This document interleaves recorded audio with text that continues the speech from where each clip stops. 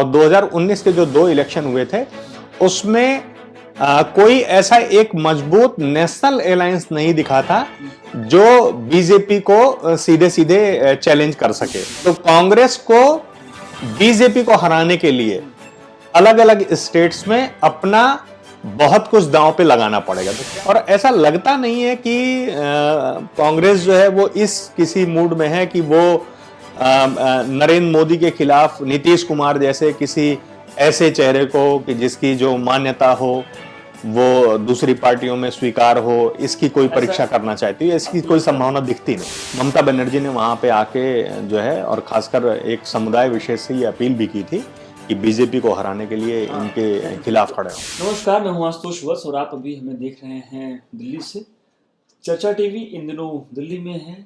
लोकसभा की तैयारी पूरे देश में बहुत जोर शोर से हो रही है और हम अभी एक विशेष अतिथि के साथ में हैं। देवेंद्र शुक्ला जी हमारे साथ में हैं। आप राजनीतिक विश्लेषक हैं। सर, आपका बहुत बहुत स्वागत है चर्चा टीवी में। सबसे पहले तो सर मैं ये जानना चाहूँगा कि पूरे देश में इस समय हाहाकार मचा हुआ है और सभी राजनीतिक दल एक दूसरे को अपनी तरफ खींच रहे हैं या एक दूसरे को बस गाली दे रहे हैं या ऐसा कुछ है। मैं ये अभी जानना चाह रहा हूँ कि मैंने भी कल देखा कि ममता बनर्जी, अखिलेश यादव का कुछ अभी बातचीत हो रहा था वहाँ पे बंगाल में। तो सबसे पहले तो मैं आपसे एक सवाल ये करना चाह रहा हूँ, क्या इस बार के लोकसभा चुनाव में आपको कांग्रेस का कोई अलायंस ऐसा आपको दिख रहा है जो लोकसभा के इलेक्शन की तरफ है, या महागठबंधन जो एक और है उसका आपको क्या कुछ ऐसा दिख रहा है या बस हवाबाजी है? देखिए, एक तो बड़ी महत्वपूर्ण चीज ये है आशुतोष कि 2014 और 2019 के 2 लोकसभा चुनाव को आप देखें तो बीजेपी को 2014 में भी और 2019 में भी जो पूर्ण बहुमत था वो गया अलायंस में था। मतलब वो नेशनल डेमोक्रेटिक अलायंस के रूप में उन्होंने दूसरे छोटे छोटे दलों के साथ अलायंस करके सरकार बनाई थी।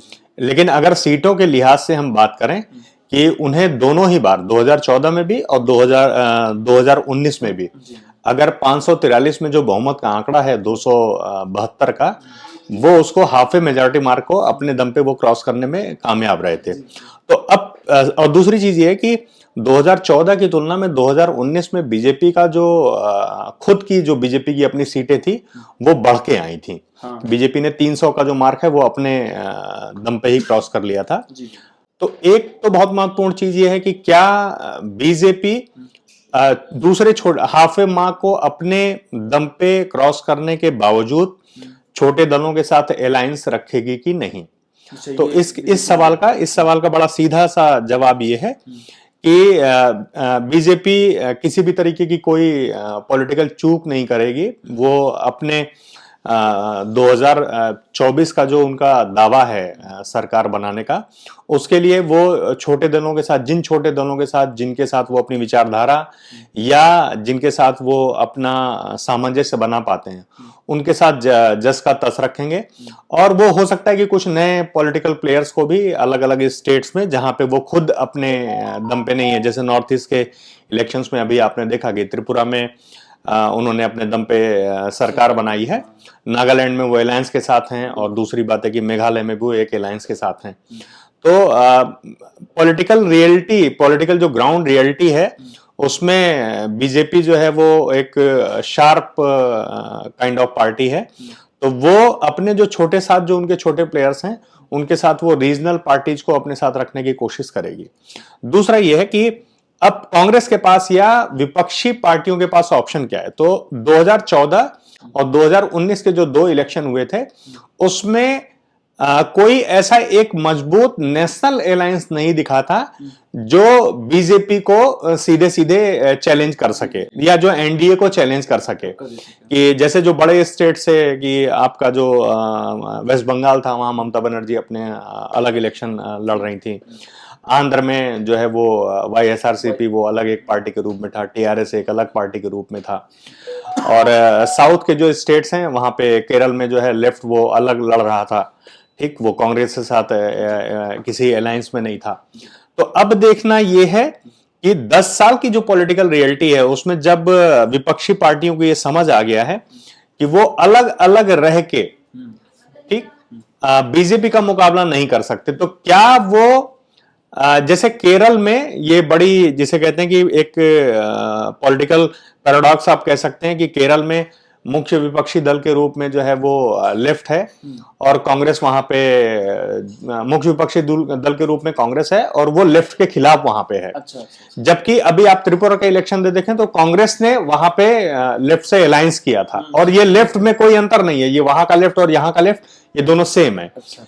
तो अब ये देखना होगा कि क्या ऐसे बहुत सारे पैराडॉक्सेस जो हैं वो दूसरे स्टेट में भी कांग्रेस जो है वो करेगी, मतलब एक जैसे वेस्ट बंगाल में वो कहें कि क्या वो अलायंस में जा सकते हैं, यूपी में क्या वो समाजवादी पार्टी के साथ वो पहले अलायंस में रहे हैं तो क्या वहां पे कर सकते हैं। लेकिन यूपी, जैसे यूपी एक स्टेट, अगर आप एक मॉडल स्टेट मान लें, तो लास्ट टाइम जो इलेक्शन हुआ था उसमें समाजवादी पार्टी और बसपा जो लगभग 2 दशकों बाद एक साथ आए थे, फिर भी वो सीधे तौर पे बीजेपी को फाइट देने में कामयाब नहीं रहे थे कि बीजेपी 80 में से लगभग 60+ सीट्स अपने दम पे और अपने एलाइज के साथ लेके आई थी और सिर्फ 15 सीटों का आंकड़ा जो है दूसरी पार्टियों के लिए आ पाया था। कांग्रेस को सिर्फ 1 सीट मिली थी, राहुल गांधी अपना इलेक्शन तक हार गए थे। तो अब वहां देखना यह है कि क्या कांग्रेस जो है वो बिल्कुल 2 सीटों पे सिमट के या 3 सीटों पे सिमट के समाजवादी पार्टी और बसपा के साथ एक पिछलग्गू के रूप में जिसे कहते हैं कि अलायंस करने के लिए राजी होती है कि नहीं। तो कांग्रेस को बीजेपी को हराने के लिए अलग अलग स्टेट्स में अपना बहुत कुछ दांव पे लगाना पड़ेगा। तो क्या उस माइंडसेट से वो तैयार हो पाती है? आप जैसे अभी बिहार का एक केस देख लीजिए कि वहां पे आरजेडी और नीतीश ये साथ साथ हैं, ठीक। पिछला जो इलेक्शन हुआ था उसमें जो बीजेपी थी वो जेडीयू के साथ थी, ठीक।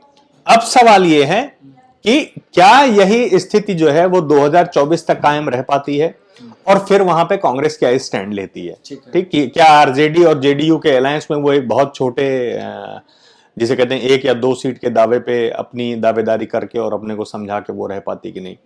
यूपी में लास्ट टाइम कांग्रेस ने अपनी तरफ से पूरा एफर्ट किया था, तो अब वो कहां तक जाने की कोशिश करते हैं। राजस्थान है, छत्तीसगढ़ है, जिन स्टेट्स में कांग्रेस ऑलरेडी रूल कर रही है, तो अब 5 साल की जो एंटी इनकम्बेंसी है इसके बावजूद इसके बाद उनका प्रदर्शन किस तरीके का रहता है ये भी महत्वपूर्ण होगा देखने के लिए। सर मुझे एक बात ये बताइए कि अगर पूरे भारत के स्टेट की बात करें, राज्यों की बात करें, क्षेत्रीय पार्टियों की बात करें, तो इस बार आपको क्या लग रहा है, क्या कोई क्षेत्रीय पार्टी है जो बड़ा गेम कुछ कर सकती है? देखिए, सबसे महत्वपूर्ण चीज ये है कि अगर आप क्षेत्रीय पार्टियों के स्वरूप को देखें तो वो स्वरूपतया अपने अगर अपना उनका जो कैरेक्टर देखेंगे तो वो आमतौर से क्षेत्रीय होने के साथ साथ वो पारिवारिक पार्टियां भी हैं। हाँ, आप जैसे कर्नाटक में अभी इलेक्शन होने जा रहे हैं, कर्नाटक में अगर आप जेडीएस की बात करेंगे तो जेडीएस जो है वो देववाड़ा परिवार के द्वारा संचालित पार्टी के रूप में है, ठीक है। आप ऐसे ही डीएमके की बात करेंगे तो डीएमके जो है तमिलनाडु में जो है सबको पता है कि भाई वो जो है करुणानिधि के बाद उनके परिवार द्वारा ही चलाई जा रही है। तो बीजेपी का दावा जो एक हमेशा ये रहता है कि ये स्टेट पार्टियां भी नहीं है, ये मूलतः एक परिवार द्वारा चालित पार्टियां हैं, ठीक। और क्योंकि बीजेपी अपने चरित्र में इस तरीके की पार्टी रही है कि वो किसी दल से मतलब कि 2 प्रधानमंत्री एक ही किसी परिवार से हो जाए ये संभव नहीं है। कांग्रेस के ऊपर भी ये दावा थोपने और बहुत कुछ साबित करने में कामयाब है भाई ये पूरी तरीके से गांधी परिवार द्वारा चालित है। तो अभी कोई ऐसी मजबूत पार्टी नहीं दिखती है जो 2 या 3 स्टेट्स में सीधे तौर पे बीजेपी को स्टेट पार्टी होने के बावजूद भी वो वहां पे बीजेपी को सीधे चैलेंज कर पाए। जितनी भी जो क्षेत्रीय पार्टियां हैं उनके पास एक जो मजबूत ऑप्शन है वो ये है कि वो कांग्रेस जैसी राष्ट्रीय पार्टी के इर्द गिर्द आके अपने स्टेट्स में मजबूती से लड़ें। बिना इनके नहीं संभव है, बिना इनके संभव नहीं है, मतलब बिना इनके ये पॉलिटिकल रियलिटी में संभव नहीं है। जी। अभी सर मैं इसी में एक और सवाल लूंगा, मैं थोड़ा सा नीतीश जी की भी आपसे कुछ बातचीत करूंगा। आपको लगता है कि नीतीश जी का सपना कहीं से भी सच हो सकता है? देखिए, अगर आप नीतीश कुमार जी सपना ये पहली बार नहीं देख रहे हाँ, हैं। तो कई बार देख चुके हैं। वो इसके पहले जो है उन्हें 2014 में भी एक बार ये खुशफहमी हुई थी। फिर वो बाद में बीजेपी के साथ लौट आए। तो एक सीएम के तौर पे जमे रहने का और बहुत लंबी पारी वो खेल चुके हैं। ठीक है, आप अगर अब उनकी पार्टी का ग्राफ देखें तो उनकी पार्टी का ग्राफ, पार्लियामेंट का छोड़िए आप, असेंबली में ही उनकी पार्टी का ग्राफ जो है वो डिक्लाइन की ओर है कि अगर उनको सही अलायंस ना मिले तो उनकी पार्टी जो है वो चिराग पासवान द्वारा भी चैलेंज की जा सकती है। तो जब आप इस तरीके से देखेंगे, और ऐसा लगता नहीं है कि कांग्रेस जो है वो इस किसी मूड में है कि वो नरेंद्र मोदी के खिलाफ नीतीश कुमार जैसे किसी ऐसे चेहरे को कि जिसकी जो मान्यता हो वो दूसरी पार्टियों में स्वीकार हो, इसकी कोई परीक्षा करना चाहती है। इसकी कोई संभावना दिखती नहीं है। दिख भी नहीं रहा है और आपको भी नहीं लग रहा होगा। नहीं, मुझे नहीं लगता, मुझे नहीं लगता। एक बात मैं और जानना चाहूंगा सर, इधर उत्तर प्रदेश एक बड़ा राज्य है, अभी आपने हमको बताया भी। तो मैं राहुल जी की जो भारत जोड़ो एक यात्रा हुई है, इसकी यात्रा खैर यूपी में तो कोई खास मतलब उसको भी नहीं दिख रहा है। एक सवाल मैं आपसे यहाँ पर ये लेना चाहूंगा, क्या उत्तर प्रदेश में अभी भी कुछ संभावनाएं हैं क्या कुछ कांग्रेस के लिए? देखिए, उत्तर प्रदेश में कांग्रेस की संभावनाओं को लेके मैं बहुत वेरीफाइड ये नहीं बहुत वेरीफाइड तरीके से नहीं कह सकता। अभी नए अध्यक्ष आए हैं, वो चीज खबरों में शायद कम रही होगी, लेकिन 2-3 दिन पहले ही सोशल मीडिया पे एक पोस्ट जो है वो घूम रही थी जिसमें कांग्रेस पार्टी की तरफ से एक, कांग्रेस जो प्रदेश कार्यालय है उसकी तरफ से एक ऑर्डर निकला था कि जो भी वहां पे पुराने लंबे समय से लोग काम कर रहे हैं अब उनके कामकाज की आवश्यकता नहीं है। कांग्रेस वहां पे लोकसभा में 80 सीटों में सिमट के जो है वो रायबरेली तक रह गई है, एक सीट रह गई है। और उनकी विधानसभा में भी संभवतः प्रतापगढ़ के आसपास जो प्रमोद तिवारी की बेटी है तो वो उनकी पारिवारिक सीट है। तो कांग्रेस के लिए एग्जैक्टली समाजवादी पार्टी, बसपा, इनके बीच में और बीजेपी के ऐसे उभार, जबकि बीजेपी ने बहुत सालों बाद, बीजेपी क्या बल्कि किसी भी पार्टी ने बहुत सालों बाद एंटी इनकम्बेंसी के फैक्टर को नलीफाई करते हुए 2017 के बाद 2022 में फिर जो है रिपीट किया है। सीएम अनडिस्प्यूटेड हैं, कभी उनकी सुपरमेसी को वहां किसी ने चैलेंज नहीं किया। दूसरा कि उनकी जो कार्यशैली है उसके कारण से अगर आप अलग अलग स्टेट्स में भी जाएंगे तो उनकी पॉपुलैरिटी जो है वो काफी ज्यादा है। तो वो सिर्फ स्टेट के लीडर नहीं है बल्कि उनका एक राष्ट्रीय किस्म का कद बना है। तो अभी की परिस्थितियों में ऐसा दिखता नहीं है या ऐसा एफर्ट नहीं दिखता है कि कांग्रेस कोई बहुत ऐसा, कांग्रेस के पास कोई ऐसा बहुत कारगर फार्मूला है। एक्चुअली वो हुआ कि उन्होंने बसपा के भी कई नेता को लिया है, उससे पार्टी में ही विद्रोह हो गया है। हाँ, देखिए सबसे मेन चीज है कि आपका अगर कार्यकर्ता का बेस नहीं है तो आप सिर्फ पॉलिटिकल नेताओं को इंपोर्ट करके कांग्रेस को दूसरी पार्टी से लोगों को लेने की क्या जरूरत है? पहले तो वो अपने ही नेताओं को जुटा ले। लेकिन मैं बीजेपी के लिए एक सवाल आपसे मैं ये करना चाहता हूँ, किस राज्य में आपको लगता है कि बीजेपी को झटका लग सकता है? देखिए, बीजेपी को अगर लोकसभा इलेक्शंस के हिसाब से झटके की बात कही जाए तो जिन कुछ स्टेट्स में उसके लिए दिक्कत हो सकती है, जैसे कई स्टेट्स में वो लगभग पूरे नंबर्स उनके हैं कि गुजरात में उन्हें 26 में 26, यूपी में भी उनके पास लगभग जो है वो सारी ही सीटें हैं। ठीक है, तो जैसे कर्नाटक एक ऐसा स्टेट है जहां पे एंटी इनकम्बेंसी का असर जो है वो देखने को मिल सकता है। दूसरी चीज ये है कि बीजेपी को बहुत सावधानी से ये देखना होगा कि जो 2023 के अंत में जिन राज्यों में चुनाव हो रहे हैं वहां पे पार्टी एग्जैक्टली परफॉर्म किस तरीके से करती है। राजस्थान, छत्तीसगढ़ और मध्य प्रदेश, इनमें अगर आप देखेंगे तो 29 सीटें राजस्थान में हैं, 11 सीटें छत्तीसगढ़ में हैं, तो 29, 11, 40 हो गया। 25 सीटें जो हैं आपकी क्या कहते हैं राजस्थान में हैं, छत्तीसगढ़ में आपकी 11 सीटें हैं, 29 सीटें आपकी मध्य प्रदेश में है। तो आप जो ये 65 का आंकड़ा है, 65 का आंकड़ा बहुत महत्वपूर्ण होता है। और अगर कर्नाटक की आप 28 सीटें और ले लें तो आप ये समझिए कि 65 और 73 हो गया, 73 और 20 जो है आपका 93 हो गया। 100 के आसपास का जो आंकड़ा ये है। दूसरा ये है कि बीजेपी को एक बहुत बड़ा चैलेंज जो आ सकता है किसी स्टेट में वो है वेस्ट बंगाल, कि वेस्ट बंगाल से उसके नंबर्स बहुत अच्छे थे 2019 में, मतलब उसने सभी को चौंका दिया था। तो ममता ने जिस तरीके से जो है पिछले चुनाव में अपनी वापसी की है, उसके बाद ये बहुत देखने की चीज होगी कि क्या बीजेपी वहां पे उन नंबर्स को फिर से कन्फाइंड रख पाती है।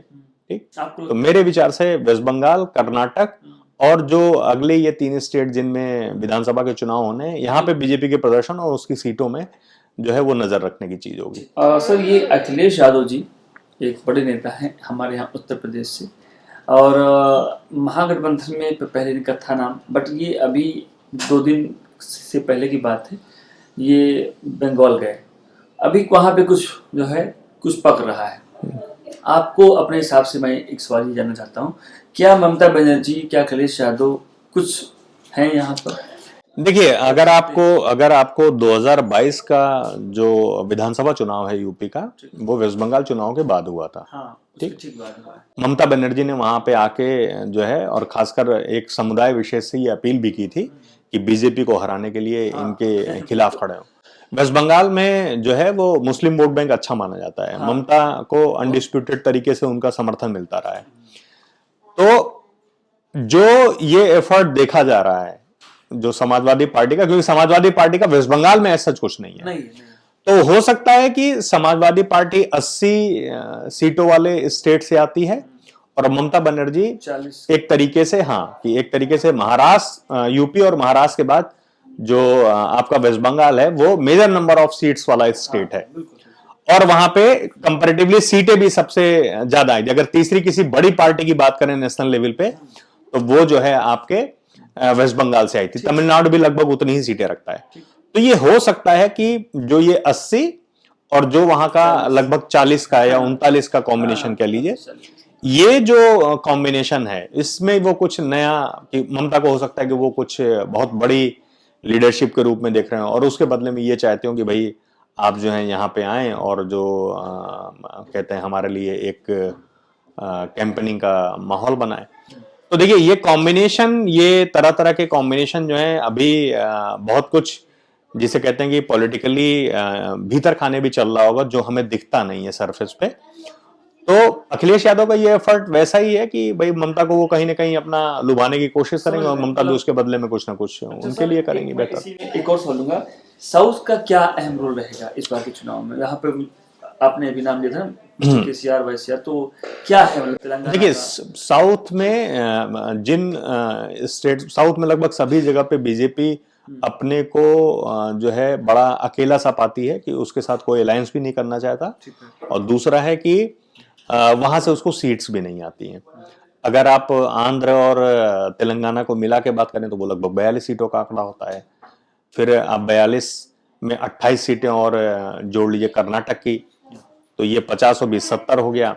फिर इसके बाद लगभग 20 सीटें केरल से आती हैं और लगभग 40 सीटें जो हैं आपकी वो तमिलनाडु से आती हैं। तो ये जो आंकड़ा है वो भी लगभग 150 सीटों से आसपास आता है। तो अब इन 150 सीटों पे बीजेपी की जो प्रेजेंस है वो कर्नाटक और तेलंगाना में छोड़ के, इसके अलावा जो है मतलब बीजेपी इसमें 30 से 40 के भीतर ही सिमट जाती है। तो 110 सीटें बीजेपी के लिए बिल्कुल माइनस हो जाती हैं। तो साउथ का रोल इसलिए बहुत इंपॉर्टेंट है कि अगर वहां पे विपक्ष बीजेपी को फिर उसी आंकड़े कि 20 से 25 या 30 के आंकड़े पे सिमटने में कामयाब रहता है, तो बीजेपी के लिए चैलेंज ये बहुत बढ़ जाएगा कि उसको अपनी जो बची 150 सीटें हैं उसमें वो पूरी तरीके से, या उसको बल्कि आप ये कहिए कि 30-40 पे अगर बीजेपी वहां सिमटती है तो उसको जो 200 सीटें चाहिए होंगी, 250 सीटें चाहिए होंगी, वो पूरी तरीके से नॉर्दर्न रीजन से ही लेनी पड़ेंगी। और क्योंकि बीजेपी ऑलरेडी वहां पे सबसे बेस्ट परफॉर्म कर चुकी है, तो अब एंटी इनकम्बेंसी का अगर थोड़ा भी असर दिखेगा तो बीजेपी की जो पॉलिटिकल इक्वेशन है वो बीजेपी के लिए दिक्कत में आ सकती है। 2 सवाल सर आखिरी लूंगा, कितना % आपको चांस लगता है कि कांग्रेस सत्ता में आ सकती है? देखिए, कांग्रेस की सत्ता में वापसी की फिलहाल कोई गुंजाइश इसलिए नहीं दिखती क्योंकि अगर आप मेजर स्टेट्स को देखें तो पहली बात तो यह है कि वहां पे ऐसा कोई एफर्ट नहीं दिखता है, या आप 2019 के बाद से अभी कम से कम जो है 20 स्टेट्स के चुनाव हो चुके हैं। केवल 10 स्टेट ऐसे हैं जो इस ईयर में इलेक्शन में जाने हैं। 30 अगर कुल स्टेट हैं तो 20 इलेक्शंस में अगर आप चुनाव को उठा के देख लें तो कांग्रेस की कमबैक कहीं दिखनी चाहिए ना, कि भाई गुजरात में आप अपने ऑल टाइम लो पे चले गए हैं, ठीक, राजस्थान में आपकी हालत खराब है, मध्य प्रदेश में आप सरकार बना के भी जिसे कहते हैं कि आपका डब्बा गोल हो गया। तो आपको सीटें आनी चाहिए, आपको सीटें आनी चाहिए। भाई पॉलिटिकल पार्टी को उसका जो परफॉर्मेंस है वो अंतर नापा तो इसी चीज से जाता है ना कि उनकी सीटें कितनी आई। तो अभी फिलहाल ऐसा लगता नहीं है कि कांग्रेस अपने जो 50+ के आंकड़े हैं उसको रातों रात जो है 150 या 200 बना पाएगी। उसके लिए भी सबसे बड़ी चुनौती तो यही होगी कि वो इस 50 के आंकड़े से 100 या 125 के फिगर को ही टच कर ले। वो भी बहुत कठिन लगता है अफसोस, मतलब मुश्किल है, बहुत कठिन। एक सर आखिरी बस मैं एक और सवाल लूंगा। अभी मैं बीते दिनों की बात है, मैं दिल्ली में एक ऑफिस में था, वो नीतीश कुमार जी का ऑफिस था। मेरे उनकी कुछ पार्टी की कुछ नेताओं से कुछ बात चल रही थी, तो मैं इसलिए वो सवाल आपसे मैं पूछना चाह रहा हूँ। उनका जो गणित है वो ये गणित है कि बीजेपी की पूरे देश में जितनी भी राजनीतिक लोगों के साथ उनकी बातचीत है और जितनी सीटें थी 2019 में, उसमें से महागठबंधन अगर 80 सीटों को निकाल ले जाता है तो वो सरकार बना लेंगे। उसमें से भी वो ये मानते हैं कि यूपी से 40 सीट, बंगाल से 20 सीट और बिहार से 25-30 सीट, साउथ से 20-30 सीट। तो आपको लगता है कि ऐसा कुछ संभव है? देखिए, जैसे यूपी मेरा होम स्टेट है, तो यूपी के बारे में मैं ये दावे से कह सकता हूं कि अगर आज की तारीख में आप देखें, ठीक है, तो किसी भी पार्टी या किसी भी पॉलिटिकल कॉम्बिनेशन के बावजूद भी 80 सीटों में से बीजेपी 70 सीटों से नीचे कहीं नहीं जा रही है, कहीं नहीं। उसका आंकड़ा इससे बेहतर ही रहेगा। तो ये तो एक स्टेट हुआ। दूसरी चीज है कि जैसे आप बिहार की बात करेंगे, जहां पे नीतीश कुमार जी बिहार से आते हैं, तो बिहार में ही उनकी दावेदारी सबसे तगड़ी हो सकती है। पहला चैलेंज तो ये है कि 2024 तक नीतीश जी उसी स्टेट में उसी पार्टी के साथ अलायंस में बने रहे। अभी जिस तरीके से जो लालू परिवार के खिलाफ बहुत सारे मामले आ रहे हैं, जिस तरीके से वहां पे भ्रष्टाचार और जिसे कहते हैं कि पॉलिटिकल रिवेलरी की बहुत सारी चीजें आ रही हैं, तो इसके बाद नीतीश कुमार जी के लिए खुद अपनी सरकार चलाना और गठबंधन के साथ सरकार चलाना, कई सारे कार्यक्रमों में दोनों लोगों ने अभी दोनों ही पार्टियों के आरजेडी और जेडीयू के नेताओं ने एक दूसरे के साथ मंच शेयर करने से मना कर दिया है। तो नीतीश कुमार का ये जो दावा है कि उनका कैलकुलेशन ठीक हो सकता है कि जो वो कह रहे हैं कि अगर ऐसा हो तो बीजेपी को बाहर किया था, लेकिन अगर ऐसा हो तब ना, कि पहली बात तो ये है कि जब वो कह रहे हैं कि अगर सारा ही विपक्ष एकजुट हो जाए बीजेपी के खिलाफ तो बीजेपी को पराजित किया जा सकता है, तो बात बहुत अच्छी कह रहे हैं वो। लेकिन पहले सबसे बड़ी चुनौती तो यही है कि पहले विपक्ष एकजुट तो हो। कि जब आप एक, जैसे मैंने आपको एग्जांपल दिया कि त्रिपुरा में लेफ्ट के साथ कांग्रेस लड़ रही है और वही जो कांग्रेस है वो केरल में लेफ्ट के खिलाफ लड़ रही है। और अभी भी कि क्या ऐसा तो होने वाला नहीं है कि पोस्टपोल अलायंस एक अलग चीज है, ठीक, पोस्टपोल अलायंस एक अलग चीज है, वो तो बीजेपी भी नए प्लेयर्स को तलाश सकती है पोस्टपोल अलायंस में। लेकिन प्री पोल अलायंस में इस बात की संभावना नहीं दिखती है कि लेफ्ट और कांग्रेस केरल में ही एक साथ होकर चुनाव लड़ पाए। मुश्किल, ठीक, वेस्ट बंगाल में भी इस बात की कोई संभावना नहीं दिखती कि ममता एक भी सीट किसी भी दल के लिए छोड़ने को तैयार है। वो तो सीधे कह देंगे यहाँ के अनडिस्प्यूटेड लीडर मैं हूं, ठीक, और मैं ही हूं। तो नीतीश कुमार जी की बात ये अच्छी लग सकती है, लेकिन ये कोई अच्छी बात ही जो है वो बिल्कुल जमीनी बात हो, इसमें कोई तर्क नहीं नजर आता है ना। आपसे बात करके मुझे बड़ा अच्छा लगा। तो मैं फाइनली अभी यही आपसे, क्योंकि अभी हम लोग शायद कुछ महीने जो है उसकी बात कर रहे हैं, कुछ ही महीने बाद जो है इलेक्शन है, हो सकता है हम फिर आपसे बात करें। तो फाइनली अभी आपकी तरफ से जो गणित है उसमें बीजेपी अभी आगे है। हाँ, बीजेपी अन्य पार्टियों की तुलना में अभी फिलहाल जो है आज का जो सिनेरियो है उसमें बहुत बेहतर कंडीशन है। तो वो एक अलग बात। हाँ, वो कल कोई नया कॉम्बिनेशन बन जाए, कल को कुछ और हो तो हाँ बिल्कुल, पॉलिटिकल डायनेमिक्स में चीजें जो हैं वो प्रतिपल बदलती रहती हैं। लगता है ऐसा कुछ संभव है? फिलहाल देखिए, ऐसा कुछ असंभव इस दुनिया में कुछ नहीं है, लेकिन फिलहाल जो पॉलिटिकल रियलिटी है उसमें ऐसा लगता नहीं है कि बीजेपी की स्ट्रेटजी के सामने अभी कोई अलायंस बड़ा बन पाए, इसकी कोई संभावना नहीं लगती। कोई अनडिस्प्यूटेड जो है विपक्ष का चेहरा बड़ा उभर के आए राहुल गांधी को रिप्लेस करते हुए, इसकी कोई संभावना नहीं लगती। खैर, आपसे मिलकर सर बहुत अच्छा लगा, आपका बहुत बहुत शुक्रिया, बहुत बहुत धन्यवाद। तो आज के लिए इतना ही, और हम अभी अपनी बातचीत और जारी रखेंगे। हम दिल्ली में हैं और भी हम कई ऐसे वरिष्ठ लोगों से हम बात करेंगे। 2024 की जो लड़ाई है उसके क्या परिणाम होंगे, ये देखने के लिए आप लोग देखते रहिए चर्चा टीवी। शुक्रिया।